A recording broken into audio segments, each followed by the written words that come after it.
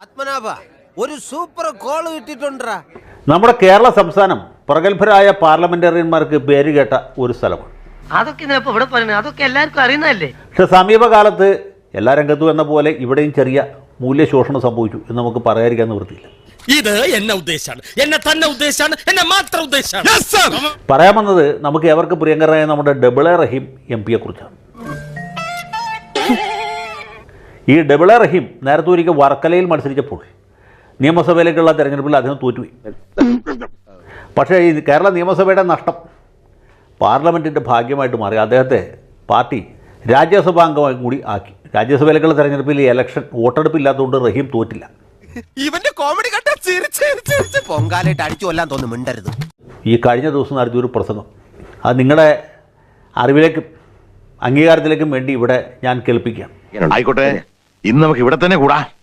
എല്ലാം അറിഞ്ഞിട്ട് തന്നെ കാര്യം. Sir, once again I would like to remember this honor, this house and all of us, our members, this honor, this house and all of us, our members. Sir, you keep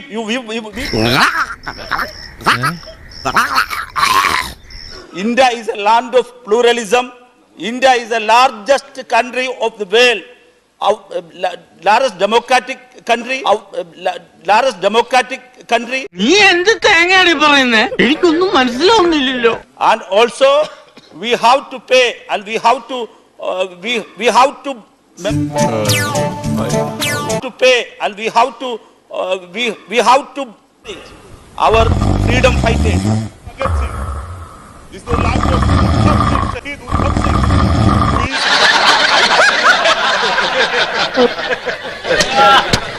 So I would like to again and again. തന്നെ കൊണ്ടൊന്നും കൂട്ടിയേ കൂടില്ല. നല്ല പ്രായണ്ടല്ലേ, വല്ല പണിക്ക് പോയിക്കൂടെ? കേട്ടില്ല അദ്ദേഹത്തിൻ്റെ പ്രസംഗം, അദ്ദേഹത്തിൻ്റെ വജോവിലാസം കേട്ടില്ല. എന്തൊരു ഇംഗ്ലീഷാണ്. ശശി തരൂരിന് പറയാൻ പറ്റും ഇങ്ങനത്തെ ഇംഗ്ലീഷ്? ഇതൊക്കെ എന്ത്? India is a largest country. India is a largest country, largest democratic country, secularist country. And it is not only but only not also.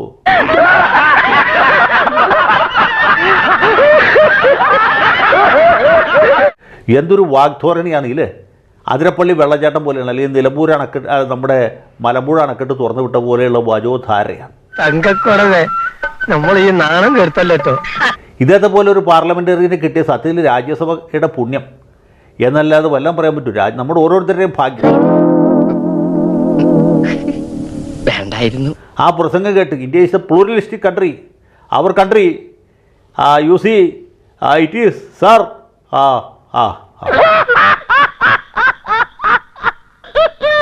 എവിടുന്നെങ്കിലും ഒരു വാടക കൊലയാളെ കിട്ടുമോ മാഷെ?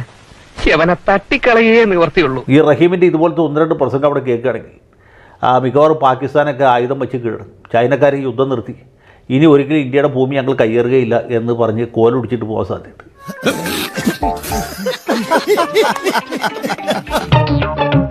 സാരില്ലടാ, നീ എവിടെ പരിപാടി അവതരിപ്പിച്ചാലും ഇത് തന്നെയാണല്ലോ നിന്റെ വിധി. എന്നാ ഞങ്ങൾ അങ്ങ് ഇറങ്ങട്ടെ. ആയിക്കോട്ടെ, സന്തോഷായി.